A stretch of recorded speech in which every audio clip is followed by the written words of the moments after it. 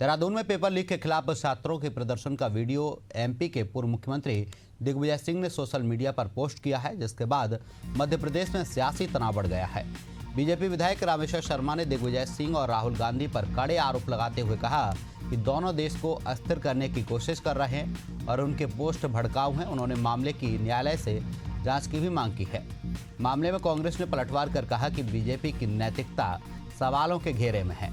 कांग्रेस प्रवक्ता भूपेंद्र गुप्ता ने आरोप लगाया है कि बीजेपी और उसके समर्थक छात्र नेता आंदोलन कर रहे बच्चों की समस्या का समाधान नहीं कर रहे हैं और रामेश्वर के बयान की निंदा की है।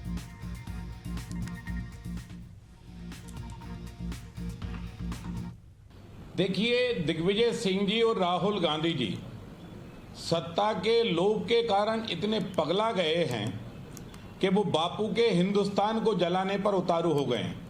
दिग्विजय सिंह जी और राहुल गांधी कभी भारत के बेटा बेटियों के वो परिणाम जाहिर नहीं करते जिसमें वो सकारात्मक भूमिका में हों, भारत की उन्नति की बात कर रहे हों, भारत की नदी जोड़ों की बात कर रहे हों, भारत में वो पेड़ लगा रहे हों, भारत में वो जो है माता बहनों की सेवा कर रहे हों, भारत में आने वाली बाढ़ या विपदाओं के बीच में नौजवान खड़े होकर भारत के नागरिकों की मदद कर रहा हो, ये कभी दिग्विजय सिंह राहुल गांधी ऐसी चीज ट्वीट नहीं करते।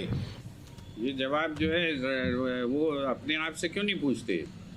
ये भारतीय जनता पार्टी के एबीवीपी के लड़के और जो है बीजेपी के समर्थक लड़के अगर आंदोलन पर बैठे हैं, उनको नौकरियां नहीं मिल रही हैं, तो बीजेपी गवर्नेंस की बात क्यों नहीं करती? वीडियो शेयर कर दिया तो देश में जो है बगावत हो गई। और जो सड़क पर बैठे हैं, जिनका जीवन आपने बर्बाद कर दिया, वो कह रहे हैं कि हमको धामी सरकार नहीं चाहिए, तो वो जो है वो गलत कर रहे हैं। उन बच्चों की जो है समस्याओं का कोई आपके पास समाधान है क्या? ये भारतीय जनता पार्टी की जो दोमुखी राजनीति वो यही है। तो रामेश्वर शर्मा क्या बताएंगे? इतने महत्वपूर्ण पदों पर रहने के बाद जो है स्पीकर जैसे ऐसे घटिया बयान देते हैं। उनको कभी लगता है कि उनके दोनों पद, उनके पद और उनके जो है वक्तव्यों के बीच में कोई समता है? ये बताएंगे कि देश कैसे चलेगा। रायपुर में चंगोर भाटा के एक घर से नक्सली पति पत्नी गिरफ्तार हुए हैं। इन अर्बन नक्सलियों ने इलाज के बहाने 1 महीने पहले ही किराए पर घर लिया था। हालांकि आरोपी रायपुर के अलग अलग इलाकों में लंबे वक्त से रह रहे थे। जानकारी के मुताबिक युवक ने कई बड़े अफसर के घर ड्राइवर और गार्ड की नौकरी भी की है। फिलहाल युवक को पुलिस ने पूछताछ के लिए रिमांड पर लिया है, वहीं महिला को न्यायिक रिमांड पर जेल भेजा गया है।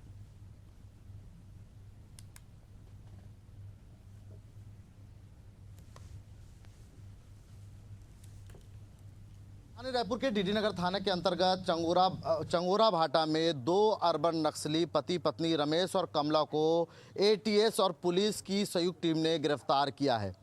सूचना जो मिल रही थी उस इंटेलिजेंस के आधार पर जो है वो शुरुआती दौर पे तफ्तीश की गई और तफ्तीश के बाद जो है पति पत्नी को गिरफ्तार जो है वो किया गया है। ये हम इस वक्त मौजूद है वही मकान पे जिस मकान पे दोनों मियाँ बीबी जो है कुछ दिनों से रह रहे थे। इलाज के नाम से यहाँ पर जो है वो यहाँ पर रह रहे थे और इलाज के नाम से यहाँ पर काफ़ी दिनों से रह रहे थे। हालांकि पड़ोसी और आजू बाजू वालों का कहना है कि वो जो है यहाँ पर आते थे और जाते थे, इसका जानकारी किसी को नहीं होता था। हमारे साथ एक पड़ोसी है, उनसे अम्मा जो है पड़ोस में रहते थे, उनको आप जानते थे क्या? जानते थे, देखते थे, बातचीत नहीं था। अच्छा, तो कितने समय आते थे, क्या जाते थे, इसकी जानकारी? सुबह मैं घर काम में जाती हूँ, मैं निकल जाती थी तो उन लोग कितना बजे जाते थे नहीं था मालूम। और शाम के समय उन लोग कभी 7:30 को, कभी 8 को ऐसे आते थे, तो मैं अकेली रहती हूँ, खाना वाना बना के अपना अंदर हो जाती। अच्छा, दोनों ही रहते थे और कोई इनसे मुलाकात करने? नहीं, कोई नहीं आते थे। कोई नहीं आते। कुछ अन्य लोगों को आपने कभी नहीं देखे हैं। अच्छा, आपसे बातचीत करते थे? नहीं की है बात उन लोग। अच्छा, बात नहीं की है। कितने बजे आते थे और कितने बजे आते थे? अब वही तो सुबह कितना बजे जाते थे वो मेरे को नहीं है मालूम। और शाम के समय कोई दिन 8 बजे आते थे, कोई दिन 7:30 को आते थे, कोई दिन 8 से भी ज़्यादा हो जाते थे। तो ये जो है माँ पड़ोसी थी। हालांकि आप रूम को भी देख सकते हैं, यही साइज का सेम जो है वो बाजू में रूम है और इसी रूम में दोनों पति पत्नी रहते थे। हालांकि जो जानकारी मिल रही है उसके अनुसार जो है जग्गू उर्फ रमेश कुरसम और कमला कुरसम यहाँ मूल रहते थे और ये मूल रूप से बीजापुर के गंगालूर थाना क्षेत्र के रहने वाले थे। वर्तमान में डीडी नगर छात्र के चंगोरा भाटा इलाके में रह रहे थे। जो जानकारी मिल रही है उसमें 2017-18 में नक्सली संगठन में ये एक्टिव हुए थे और पुलिस को आशंका है कि दोनों पति पत्नी रायपुर में लगभग 5 से 6 सालों से जो है वो रह रहे, अलग अलग जो है क्षेत्रों में वो रहा करते थे, इसकी भी जानकारी मिल रही है। साथ ही दोनों को गिरफ्तार करके बिलासपुर में विशेष जो है एनआई में पेश किया गया है, जहां महिला को कोर्ट ने न्यायिक रिमांड पर जेल भेज दिया। वहीं जग्गू उर्फ रमेश को पुलिस रिमांड में जो है लेने की बात सामने आ रही है। आरोपी से पूछताछ में देखने बात होगी कि बहुत सारे तथ्य जो है वो सामने आने की बात कही जा रही। साथ ही पुलिस को गिरफ्तारी के दौरान कुछ इलेक्ट्रॉनिक सामान जब्त मिला है। इसमें आरोपी नक्सली संगठन से जुड़े होने और उनकी भूमिका का जिससे पता चलने की बात सामने आ रही है। साथ ही ये वो रास्ता है जहां से वो आना और जाना किया करते थे। हालांकि जो खुफिया एजेंसी है उनको जब इसकी जानकारी लगी तो जानकारी लगने के बाद से जो है वो रेकी की और रेकी करने के बाद जो है वो यहाँ पर जो है लोग आते थे। यहाँ पर कुछ लोग हैं। अम्मा, यहाँ पर जो लोग किराए से रहते उनको जानते थे क्या? नहीं जानते थे भैया, इसको तो नहीं मालूम। हम कभी देखे भी नहीं देखे थे। क्या 4 माह न रहते हैं, कोई साल भर रहते नहीं है ना ज़्यादा। तो हम लोग को उतना नहीं मालूम है। अच्छा, तो देखिए पड़ोसी जो भी है वो भी कहीं ना कहीं जो है वो जानकारी नहीं होने की बात कह रहे हैं। हालांकि ये वो है और भी लोग हैं, उनसे बात करेंगे, क्योंकि देखिए मकान के अंदर सिर्फ दोनों पति पत्नी ही यहाँ पर रहा करते थे। पुलिस को गुमराह करने की लगातार कोशिश जो है वो करने की बात सामने आ रही है, लेकिन पुलिस ने सख्ती से पूछताछ में ये पड़ोसी कुछ लोग हैं, हम उनसे जानकारी करेंगे। जो 2 लोग पुलिस की गिरफ्त में गिरफ्तार किए गए, उनके बारे में आप लोग जानते थे? नहीं सर, नहीं ऐसा कुछ नहीं जान। आप लोग ने उनको देखा? एक आध बार ऐसी देखे हैं, लेकिन कौन है क्या है ऐसा कुछ नहीं पता। अच्छा, कितने दिनों से ये रह रहे, ऐसी कुछ जानकारी? मैं तो ऐसी एक आध महीना हुआ देखी हूँ, 1-2 बार ऊपर से देखी हूँ। अच्छा। और नहीं पता कि क्या करते हैं क्या रहते हैं, ऐसे बातचीत होती नहीं है। हम तो घर से निकलते नहीं हैं, तो ऐसा नहीं पता है। गए तो मार्केट गए, उसके बाद तो बस सब गृहिणी है, घर में रहते हैं। तो देखिए पड़ोसी भी बता रहे हैं कि उनको देखे है, लेकिन बातचीत नहीं होना जो की वजह से जो है वो पता नहीं चल पाया। हालांकि जो एनआई ने जो गिरफ्तारी ली है, अपने अंडर लिया है, पुलिस रिमांड में लिया है, तो इसमें कई अहम खुलासे जो होने की बात सामने आ रही है। क्योंकि कुछ इलेक्ट्रॉनिक डिवाइस जहां मिले हैं, वहीं ये भी बात सामने निकल के आ रही है कि ये किन किन अधिकारियों के यहाँ नौकरी की है, किन किन लोगों से इनका राब्ता था और किस गतिविधियों में ये राजधानी रायपुर के साथ ही नक्सली संगठन में इनकी संलिप्तता थी। इसकी पूरी जांच और इसके पूरे मामले की पूछताछ के बाद ही कई अहम खुलासे होने की संभावना जताई जा रही है। Cameraman R K. प्रसाद के साथ नदीम मेमन, एशिया न्यूज रायपुर। ललितपुर जिले में मिशन शक्ति फेज 5 के अंतर्गत विशेष कार्यक्रम आयोजित किया गया है, जिसमें प्रतिभाशाली छात्राओं को जिले के प्रमुख प्रशासनिक पदों की जिम्मेदारी सौंपी गई है। छात्राओं ने एक दिन के लिए डीएम, एडीएम, सीडीओ सहित अन्य पदों का कार्यभार संभालते हुए अपने कर्तव्यों का कुशलतापूर्वक निर्वहन किया है।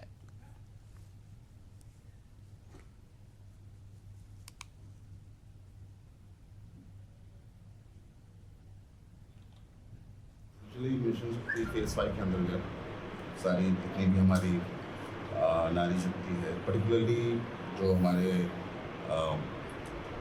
बच्चे हिंदू स्कूल जा रहे हैं इंटर कॉलेज के लेवल पर, सो दैट वो अनुभव कर सके कि जो है प्रशासक की तरह ज़िंदगी को चलाना कैसा होता है, एंड उस अनुभव के साथ वो प्रेरित हों, दूसरों को प्रेरित करें। And at the same time जो जेंडर डिवाइड है सर्विसेज में, वैसे काफ़ी हद तक हम लोगों ने उसे कैचअप करा है। इस पहल के थ्रू ये बाकी लोगों को भी इंस्पायर करें, खुद भी इंस्पायर हों। देखिए, इस पोस्ट पर आने के लिए मतलब मेरा सपना तो था कभी भविष्य में यहाँ पर आएँ। यहाँ पर आने के लिए मेहनत भी करनी है मुझे, लेकिन हाँ, मेरी स्कूल के शिक्षकों द्वारा और मेरी खुद की मेहनत के द्वारा मेरे 10th में अच्छी परसेंटेज के थ्रू मुझे ये मौका दिया गया है कि आज मुझे इतनी बड़ी अपॉर्चुनिटी मुझे दी गई है। और यहाँ पर बैठ के मुझे खुद के लिए और अपने पेरेंट्स के लिए बहुत प्राउड फील हो रहा है। मुझे आज बन के बहुत ही गर्व महसूस हो रहा है। बीओएस सर की कुर्सी पर बैठ के हमें प्रेरणा देता है कि बड़े होकर भी हम भी कुछ ऐसा ही काम करें जिससे हमारे ज़िले और देश का नाम रोशन हो सके। और फरियादें आई हैं कुछ लोगों की, जैसे विडो पेंशन होती है वो नहीं आती है लोगों की, तो इसका जो मेन रीज़न है वो इलिटरेसी है। तो गर्ल्स को तो सबसे पहले हमें पढ़ाना चाहिए, जिससे वो चेक कर सकें कि क्या उनकी पेंशन आती है या नहीं। एक आंटी थी, उनकी पेंशन आई थी, बट वो पढ़ी लिखी नहीं थी, तो वो देख नहीं पाए उनकी पेंशन नहीं आई है। वो यहाँ पे आगे फरियाद लेके हम लोग ने चेक किया, उनकी पेंशन तो आई थी, इसलिए मेन रीज़न है अवेयरनेस फैलाएं और गर्ल्स को पढ़ाएं। बहुत ही अच्छा लग रहा है और एक्सपीरियंस भी मिल रहा है कि कैसे आगे चल के और जब सर का कॉल आया था तब उसके बाद घर में इतनी ज़्यादा खुशी का माहौल हो गया था कि एक दिन का एडीएम बनाया जा रहा है। इसके बाद मम्मी पापा सब लोग बहुत ज़्यादा खुश थे। तो सबसे पहले मुझे इस चीज़ से बहुत ज़्यादा मोटिवेशन मिला कि एक दिन के एडीएम बनना है मेरे लिए, उसके लिए सब लोग इतना ज़्यादा खुश हैं, कॉल वगैरह कर रहे हैं सबके लिए। तो जब बड़े होके जब परमानेंट ऐसे किसी पद पर पहुंच जाऊंगी मैं, तब तो खुशी का ठिकाना ही नहीं रहेगा। किसी का पूरे ललितपुर में मिठाइयाँ बांटेंगे, वो लोग इतने खुश हैं। रायपुर में शिक्षण संस्था में घुसकर तोड़फोड़ करने, गाली गलौज करने और जान से मारने की धमकी देने के आरोप में एनएसयूआई जिलाध्यक्ष के खिलाफ एफआईआर दर्ज की गई है। पूरे मामले में युवा कांग्रेस के अध्यक्ष आकाश शर्मा ने आरोप लगाया है कि एनएसयूआई कार्यकर्ताओं के खिलाफ साजिश रची जा रही है। उनका कहना है कि एनएसयूआई के कार्यकर्ता स्थानीय स्तर पर फैली भ्रष्टाचार और शिक्षा विभाग की नाकामी को उजागर कर रहे हैं और वे इस कार्रवाई के खिलाफ हर स्तर पर संघर्ष करेंगे।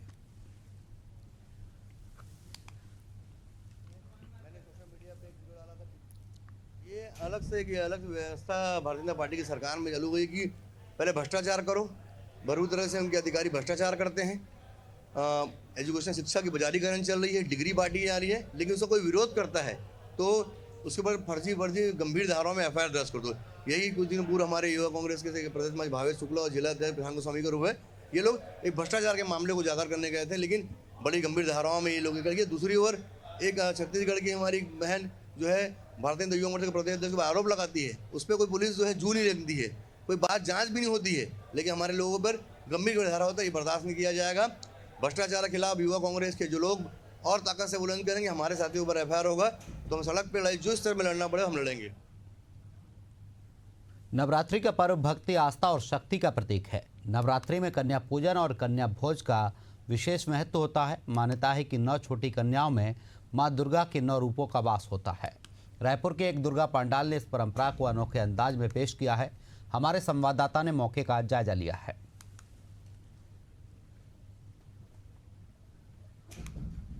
आज शारदीय नवरात्रि का 5वां दिन और देश भर में जगह जगह पर पंडाल बन चुके हैं और सज भी चुके हैं। अभी हम खड़े हैं रायपुर के महाराणा प्रताप चौक में और आप देख सकते हैं कि यहाँ की थीम क्या है। यहाँ की थीम 9 कन्याओं के बेस है।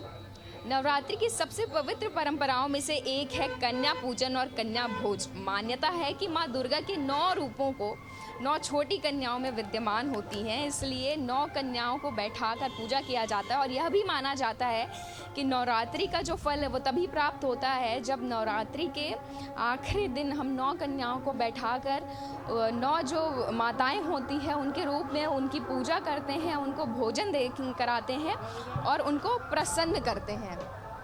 आप हमारे साथ यहाँ के दुर्गा समिति के अध्यक्ष मौजूद है, आइए इनसे बात करते हैं। सर, आपका नाम?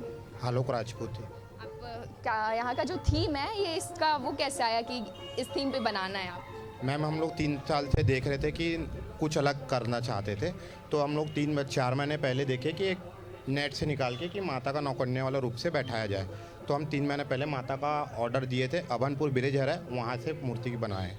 कितनी लागत आई होगी इसको बनाने में? मैम, इसकी लागत आ गई है 1 लाख रुपए के आसपास। और क्या कुछ खास होता है इस चौक में जो दुर्गा माँ बैठती हैं? मैम, इस चौक की खासियत ये है कि हम हर साल माता बैठाते हैं, भव्य रूप से आगमन करते हैं, भव्य रूप से माता की आरती होती है और हर चीज़ें भंडारा भव्य रूप से कराया जाता है, सब चीज़ सेवा अच्छे रूप से किया जाते हैं। आप बता सकते हैं कितने सालों से यहाँ पे माँ दुर्गा बैठ रही हैं? मैं 7-8 साल से यहाँ पर आया हूँ, पहले बाहर रहता था और तब से मैं देख रहा हूँ ये पूजा यहाँ पर बहुत बढ़िया होता है। क्या यहाँ पर हर साल अलग अलग थीम होता है या इस साल ही कुछ अलग करने का प्रयास किया गया? हर साल अलग अलग होता है। तो जैसा कि बताया कि हर साल यहाँ पर अलग अलग थीम होता है और इन्होंने सर्च किया कि इस साल और कुछ अलग करना है, हर जगह से कुछ अलग, कुछ रोचक और भव्यता के साथ पंडाल को सजाना है, इसलिए इन्होंने 9 कन्याओं का थीम रखा। और जैसा कि मैंने पहले भी बताया, 9 कन्या जो है वो दुर्गा माँ के 9 रूप को दर्शाती हैं और कन्या पूजन, कन्या भोज ये सबसे ज़रूरी परंपरा है। माना जाता है कि जब तक कन्या भोज कराया नहीं जाता तब तक जो फल है वो प्राप्त नहीं होता नवरात्रि का। मैं श्रेया भोसले, कैमरा पर्सन भगत परिहार के साथ, एशिया न्यूज़ भारत। बरेली में जुमे की नमाज को लेकर पुलिस प्रशासन अलर्ट मोड पर आ गया है। प्रशासन ने सुरक्षा व्यवस्था कड़ी कर दी है। जगह जगह पुलिस फोर्स की तैनाती के साथ ही संवेदनशील इलाकों पर पैनी नजर रखी जा रही है। पुलिस ने लोगों से शांति बनाए रखने और अफवाहों से बचने की अपील की है।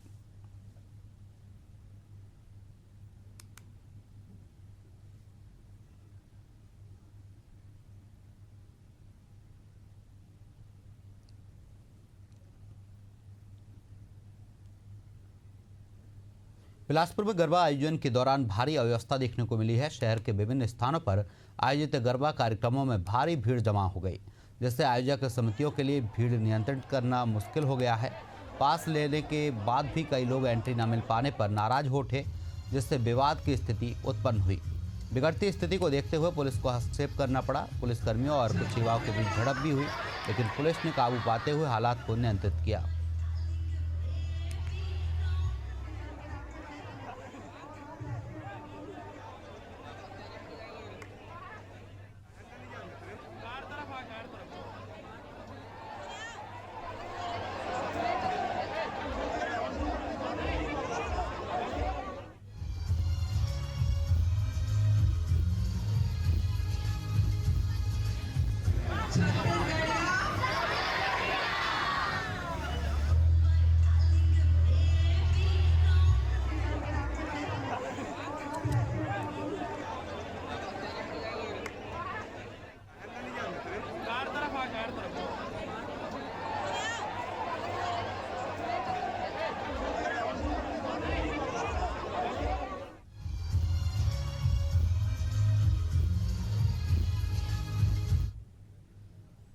महोबा जिले में डीआईजी ने एसपी की मौजूदगी में देवी पंडालों का निरीक्षण किया है और वहां मौजूद महिला और बालिकाओं को मिशन शक्ति अभियान फेज 5.0 के तहत महिला सुरक्षा से जुड़ी आवश्यक जानकारियां दी। महिलाओं को महिला हेल्पलाइन, आपातकालीन सेवा एवं बाल हेल्पलाइन के बारे में विस्तृत जानकारी देते हुए सुरक्षा संबंधी अपराधों की रोकथाम के उपाय समझाए गए हैं।